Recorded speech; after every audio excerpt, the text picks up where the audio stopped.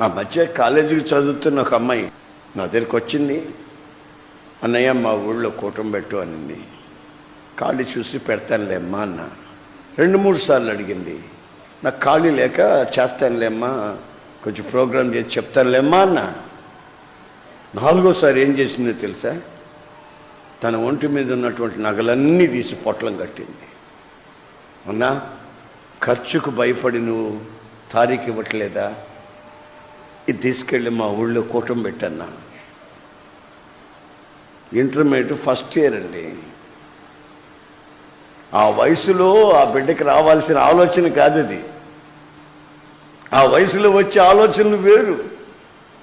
అన్న మా ఊళ్ళో తాగుబోతుడన్న. నేను ఈ ప్రార్థనకు వస్తుంటే వాళ్ళు ఆశ్చర్యంగా చూస్తున్నారన్న. ముసల్దాని తయారైనడు తయారయ్యావు, నీకు పెళ్ళి అవుతుందా అంటున్నారన్న. ఒక్కసారి వచ్చి మా ఊళ్ళో కూటం పెట్టవా? ఆ మాట చెప్తుంటే నా కంటి నిండా నీళ్ళు వచ్చి ఈ వయసులో